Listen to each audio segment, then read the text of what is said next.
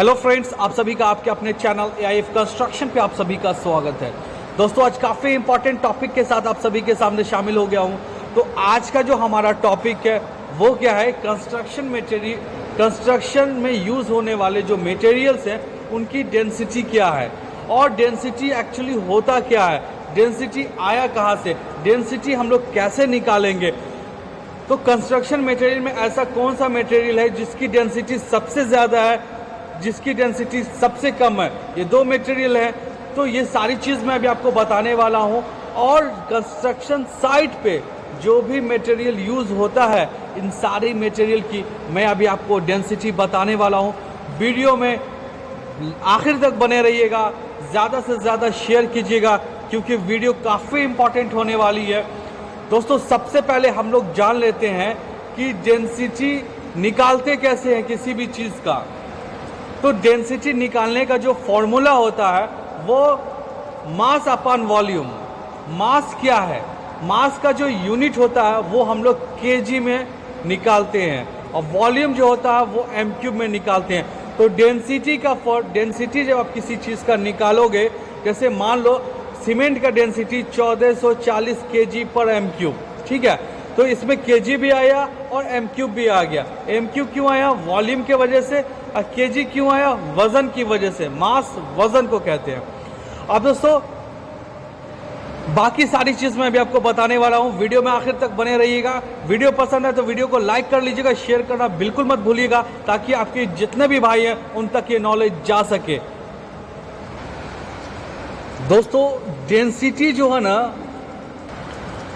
बताती है कि कोई भी मटेरियल कितना हेवी है और कितना लाइट है। ये हमें डेंसिटी से ही पता चलता है, उसके आकार और वॉल्यूम के हिसाब से। स्टील की जो डेंसिटी है वो काफ़ी ज़्यादा होती है। स्टील का एक छोटा सा पार्ट भी काफ़ी भारी होता है और वुड मतलब लकड़ी का डेंसिटी सबसे कम होता है। तो लकड़ी का बड़ा पार्ट भी स्टील के कंपैरिजन में कम होता है, हल्का होता है। मतलब स्टील का एक छोटा सा पार्ट, लकड़ी का एक बड़ा पार्ट, इन दोनों की डेंसिटी को अगर आप देखा जाए तो स्टील की डेंसिटी ज़्यादा होगी और जो हमारा लकड़ी है, वुड है, उसकी डेंसिटी कम होती है।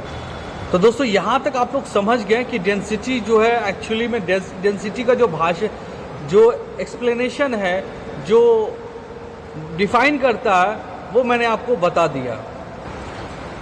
तो दोस्तों, आप लोगों ने समझ लिया कि डेंसिटी का जो है एक्सप्लेनेशन क्या है।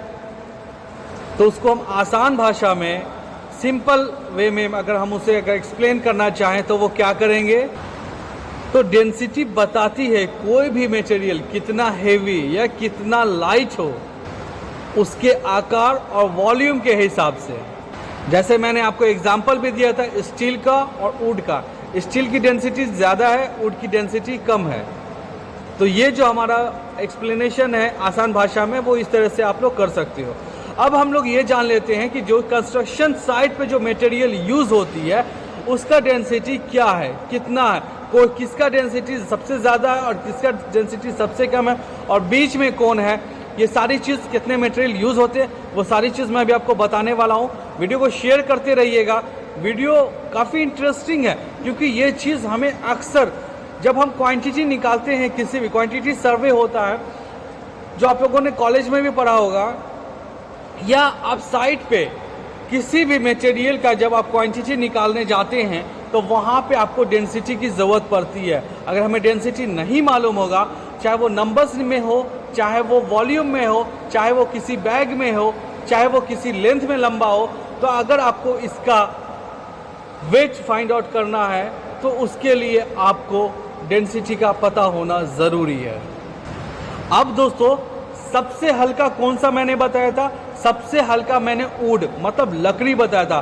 तो लकड़ी का जो डेंसिटी है वो कितना है, 600 केजी पर एम क्यूब। तो डेंसिटी का, लकड़ी का जो डेंसिटी है वो कितना, 600 केजी मतलब 600 केजी पर एम क्यूब। दूसरा आता है असफाल्ट करके, ये भी एक धातु है, मटेरियल है, और इसका जो डेंसिटी होता है ये होता है आपको 700 केजी पर एम क्यूब।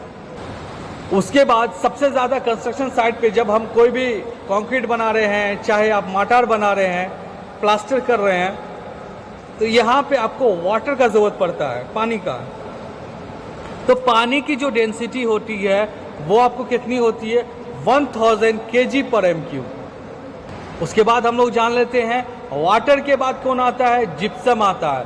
तो जिप्सम का जो डेंसिटी होता है वो 1200 मतलब 1200 kg/m³। ये जिप्सम की डेंसिटी है। उसके बाद दोस्तों कंक्रीट ब्लॉक आता है। कंक्रीट ब्लॉक की जो डेंसिटी है वो 1400 kg/m³ है, ठीक है। उसके बाद दोस्तों हमारा क्या, सीमेंट आता है। तो सीमेंट की डेंसिटी क्या है, 1440 1440 kg/m³। ये हमारी सीमेंट की डेंसिटी है। उसके बाद दोस्तों हमारा ब्रिक आता है। तो ब्रिक की डेंसिटी क्या है, ये हमारी 1500 से 1700 kg/m³। मतलब 1500 से 1700 के अंदर हो सकता है, मिनिमम 15 मैक्सिमम 1700, ठीक है। मिनिमम 1500 मैक्सिमम 1700 ये हमारी इसकी डेंसिटी रह सकती है ब्रिक की। उसके बाद दोस्तों कंस्ट्रक्शन साइट पे सबसे ज़्यादा यूज़ होने वाला जो चीज़ है वो हमारा है सैंड।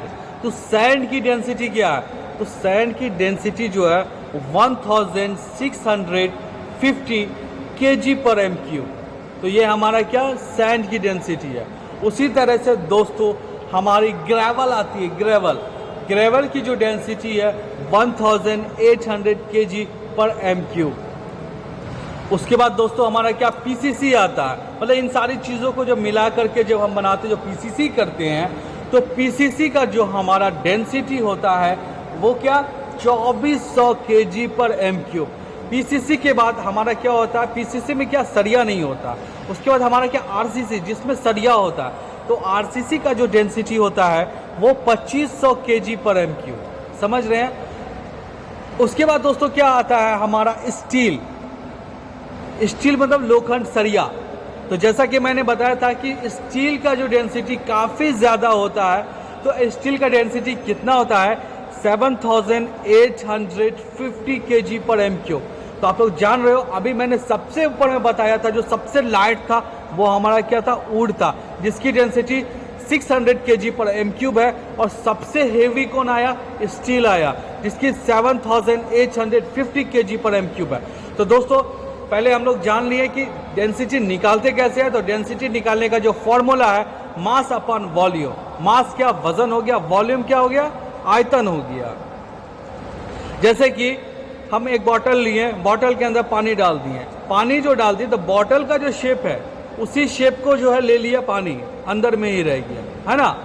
और वजन में जैसे आ लो, जैसे कि जब दुकान पे कुछ सामान लाने जाते हो तो 1 kg 2 kg 5 kg लेते हो तो उसका एक बटखरा रहता है, ठीक है ना, वजन करने के लिए। तो उसके लिए जो वो हमारा क्या हो गया, वजन, मास हो गया, ठीक है। तो मैंने आपको एक्सप्लेनेशन के साथ मैंने बताया कैसे कैसे होता है, स्टेप बाय स्टेप मैंने आपको बताया। तो दोस्तों वीडियो पसंद आई हो तो वीडियो को लाइक कर लीजिएगा, अपने दोस्तों तक शेयर कर लीजिएगा। वीडियो काफ़ी इंपॉर्टेंट थी, तो उम्मीद करता हूँ वीडियो आप लोगों को पसंद आई हो। शेयर करना बिल्कुल मत भूलिएगा। तो दोस्तों वीडियो में आखिर तक बने रहने के लिए आप सभी का धन्यवाद।